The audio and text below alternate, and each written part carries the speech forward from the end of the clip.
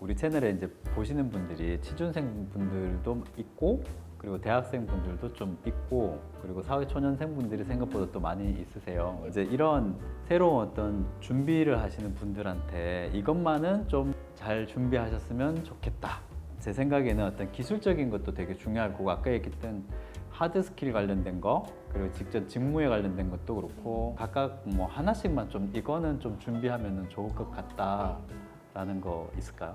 이제 취업을 준비하는 친구들을 많이 만나 보면은 8, 90%가 항상 하는 그 레파토리가 있습니다. 사실 저도 처음에 이제 취직 준비할 때 좀 몰랐던 이런 부분들이 있는데 어찌됐든 제가 이제 구직 활동을 하게 되면은 처음에 이력서 원서를 낼 거고 이제 자기소개서도 제출을 한 다음에 거기서 합격이 되면 이제 면접으로 들어가는 이런 프로세스를 밟잖아요. 이제 결국에는 이 과정을 잘 준비해야 이제 제가 채용이 되는 이런 부분들인데 자기소개서에서 그 8, 90%가 항상 하는 실수들이 있어요. 꼭 말씀을 드리고 싶은 게 자기소개서에 자기가 하고 싶은 말들을 너무 많이 쓰세요. 그러니까 물론 하고 싶은 말 쓰셔야죠. 쓰셔야 되지만 그 자기소개서의 목적 자체가 내가 하고 싶은 말을 하는 곳이 아니라 나를 뽑아주세요. 당신이 나를 왜 뽑아야 하는지 설득을 하는 공간이잖아요.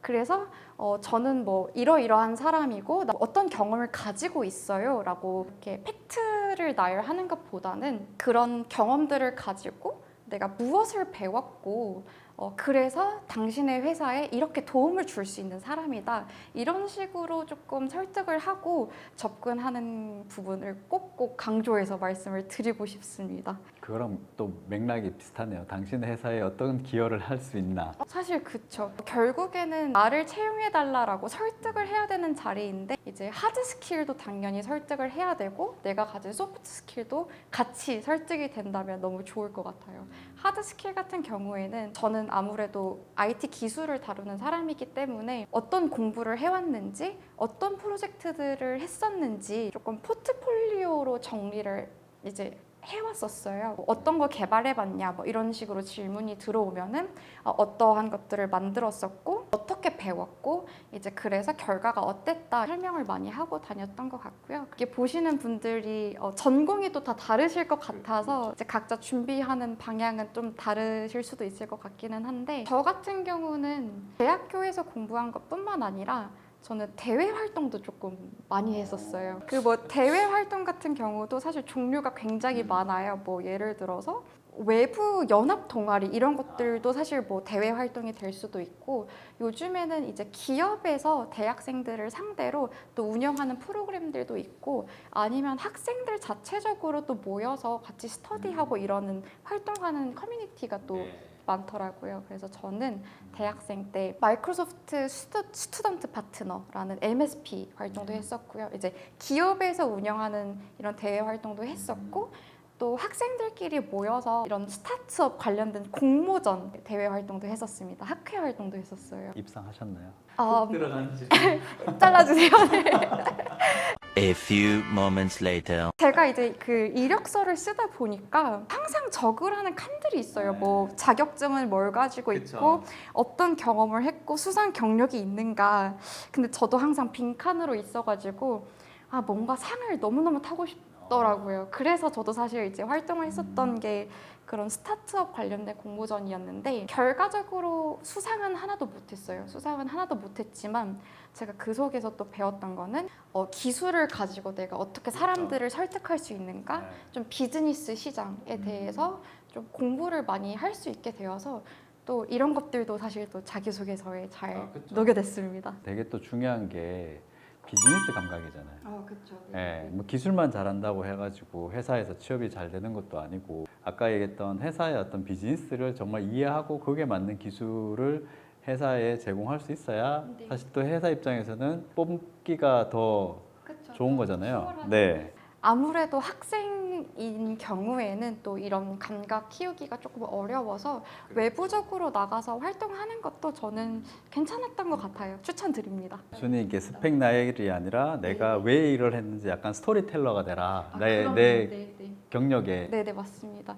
제가 또 항상 제 친구들한테도 이제 말을 하는 거는 자기만의 무기가 있어야 된다라고 제가 말을 많이 해요. 이제 내가 어떤 수상 경력을 가지고 있고 내가 어떤 화려한 뭐 활동을 했었더라도 사실 그거는 경험이지 제 무기는 아니거든요. 근데 이제 이러한 곳에서 내가 무엇을 배웠는지 훨씬 더 설득력이 강해지죠.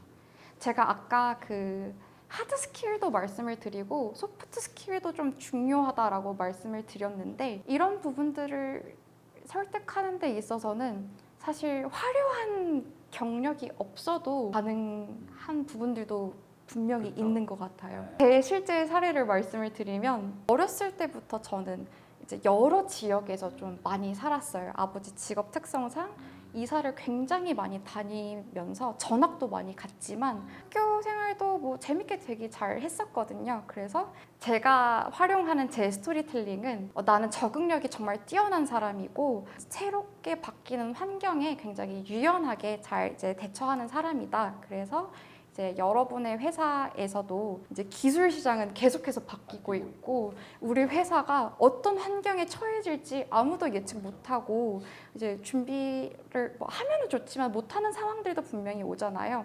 이제 그런 순간이 오더라도 나는 이제 아주 유연하게 잘 대처해서 이제 이 회사에 이 팀에 도움이 되는 사람이 되겠다. 이런 식으로 저는 이렇게 좀 어필을 하려고 노력을 했던 것 같습니다.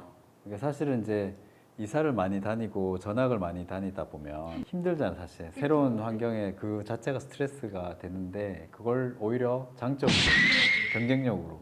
사실 뭐 별거 아닌 스토리잖아요. 그치만 내가 뭐 이런 바탕을 가지고 너의 회사에 도움이 되는 사람이 될 거야. 그래서 약간 이런 식으로 계속해서 접근을 했던 것 같아요. 자, 그러면 이거는 진짜 많은 질문들이 왔는데 MS에 들어가려면 어떻게 해야 되는지 이거는 이제 뭐 MS뿐만 아니라 또 이것도 보편적으로 이렇게 볼 수 있는데 외국어는 어느 정도가 돼야 되는지 뭐 글로벌 기업에 가면은 다 영어로 막 일을 할 것 같고 컨퍼런스 콜 하게 되면은 매번 영어로 막 해야 될 것 같고 그런 부담이 있잖아요. 특히나 또 가끔 이런 거 많이 물으세요. 자격증 같은 경우에 과연 취업할 때 도움이 되나? 뭐 클라우드 회사이기 때문에 당연히 클라우드 관련된 자격증이 있으니까 그 따야 되나 꼭. 영어랑 자격증 관련해서 저도 질문을 굉장히 많이 받았는데 우선 영어 관련해서 먼저 말씀을 드리면 저희 직원분들한테 말씀 들어보면은 아주 예외적으로 영어 면접 건너뛰신 분들도 있으시더라고요. 아, 네네. 근데 이거는 좀 예외적인 케이스고 네. 저 같은 경우는 영어로 프레젠테이션도 하고 면접 그래도 한 3-4번 보기는 했었던 것 같아요. 영어가 막 엄청 미국인들처럼 유창할 필요는 없지만 저희가 아무래도 이제 항상 신기술을 다루는 기업이고 새로운 기술은 항상 이제 미국 본사에서 오거나 이제 미국 이제 연구소에서 발표되는 내용들이 많고 또 이런 가이드들이 항상 메일로 영어로 오기 때문에 비즈니스 영어 정도는 해야 이제 업무하시는데 수월하시지 않을까 생각이 들어요. 특히나 외국계 기업 같은 경우는 아마 네. 더 그러지 않을까 싶은데 물론 요즘도 이제 국내 기업들도 영어를 많이 쓰더라고요. 왜냐면은 예전에 비해서 외국 직원분들이 많이 늘어난 것 같아요. 네네네. 특히 요즘 K가 떴잖아요. 한국이 맞습니다. 떠가지고 생각보다 한국에서 일하고 싶어 하시는 외국분들이 많더라고요. 근데 제가 기억하기로도 실제로 국내 기업을 이제 그 지원할 때도 영어 스피킹 자격증은 입력해라라는 칸들이 항상 꼭 있었던 것 같아요. 회사마다 달랐던 것 같기는 한데 그런 곳들이 또 있었어요. 또 자격증도 질문을 주셨는데 사실 제가 취직할 때는 그 클라우드 자격증이 약간 지금처럼은 막 많지는 않았어요. 저는 클라우드 자격증 없이 입사를 그 당시에는 했지만 데이터베이스 관련된 자격증을 하나는 가지고 있었고요. 기억이 나질 않아요. 네, 기억이 나질 않는 거 보면은 자격증은 있으면 좋고 없어도 충분히 제가 뭐 면접이나 자기소개서에서 네네 제 하드 스킬을 아까 말씀드렸던 것처럼 설득만 할 수 있으면 될 것 같습니다. 그렇지만 그 자격증이 있고 없고는 증거 뒷받침이 되어지는 그런 부분들. 좀더 그래도 이론적인 공부한 거에 대한 노력에 네네, 대한 거는 맞습니다. 체크가 될 수 있으니까 네네. 필수 항목은 아니나 네, 있으면 도움은 될 것 같아요. 네. 이거는 좀 또 사담일 수도 있는데요. 사람 좋아요. 사담일 수도 있는데 대학생들끼리 취업 준비를 하다 보면은 학생 100명에서 머리 싸매고 고민하는 것보다 현업에 계신 분들 한 두세 명한테 질문하는 게 사실 훨씬 더 도움이 많이 되는 게 제가 그 취업 준비를 하고 있을 때 소문이 있었어요. 한국에서 자격증 취업에 도움이 된다. 진짜 그랬어요? 그래서 저 때는 그랬어요. 네. 아. 그래서 실제로 제가 그 EBS 특강 86강짜리를 두 바퀴를 돌아서 꽤 많은 시간을 투자했어요. 근데 제가 공부머리가 없었는지 자격증 따지는 못했지만 저랑 같이 스터디했던 애들 다 땄거든요. 한국사. 네.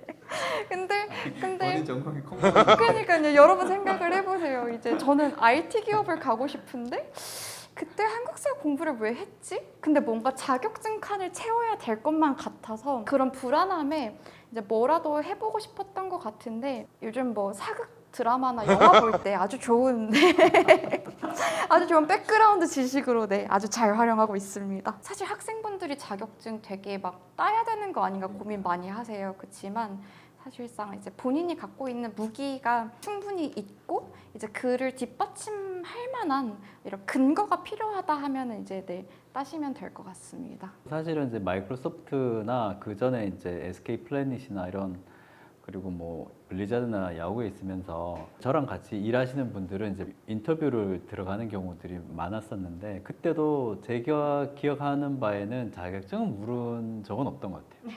네. 약간 제가 봤을 때 자격증이 약간 성실하다. 근데 또 그것 때문에 또 자격증을 따려고 하는 게 나의 성실함을 보여주고 싶은 근데 제가 봤을 때는 시간이 제한적이고 그렇다면 굳이 그거보다는 오히려 자기가 하고 싶은 어필하고 싶은 기술에 대해서 더 공부하는 게 차라리 낫지 않을까. 본인의 무기를 먼저 이제 쥐는 것을 추천드리고 있습니다. 그래서 승민님의 무기는 뭐였는지 같이 연결되는. 네. 저 같은 경우에는 아까 제가 하드 스킬, 소프트 스킬 말씀을 드렸는데요.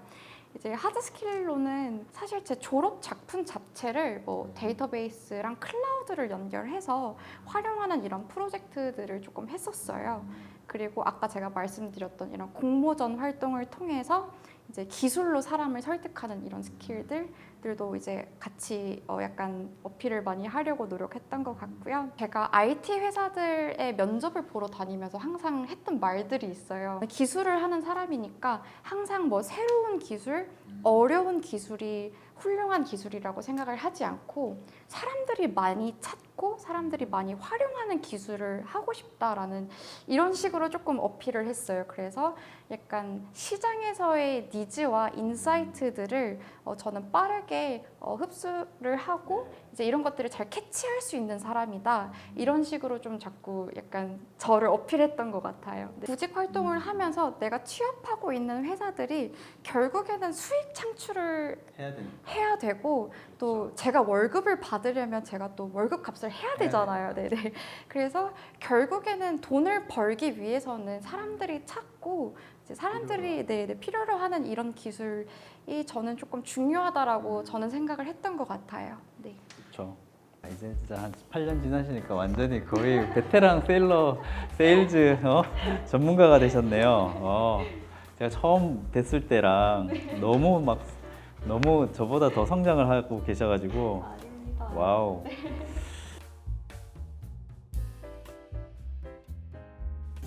하기 전까지 이력서를 진짜 100개 넘게 썼는데 그 자기소개서들을 다 지금 아직도 가지고 있어요. 가지고 있는데 아직도 갖고 있어요?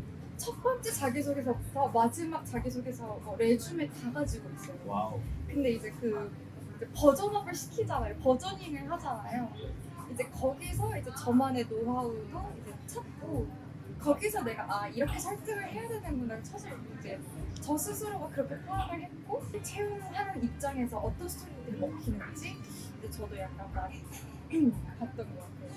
그래서 처음에 인턴까지 가는 길이 그때까지는 이력서 한 50개 쓴 것 같아요. 진짜 막 스타트업들부터 중소기업, 공기업 다 가리지 않고 닥치는 달을 놓는데 여기는 붙겠지 했던 것들도 막 떨어지는 거예요 처음에. 그래서 이제 스스로 이제 많이 돌아갔죠. 그런 것들이 도움 진짜 많이 됐어요. 많이 되고 면접도 많이 본 것들이 이제 도움이 많이 됐던 게 면접도 한 30-40번 봤나? 근데 처음에는 면접에서도 자꾸 떨어지는 거예요. 근데 또 면접도 보다 보면은 어떤 스토리가 먹히는구나, 어떤 스토리에 관심 있어 하는구나 이런 것들도 이제 즉각적으로 피드백이 오니까 아 이거는 그럼 다음 면접에서 또 써먹어야겠다. 약간 이런 것들이 있었죠. 그래서 면접 사이클 몇 번 돌다 보면은 마지막 때는 진짜 서류 합격률이 거의 그다음 80%, 또 면접은 100%까지 왔어요. 근데 이게 자기만의 노하우가 결국에는 생기는 것 같더라고요.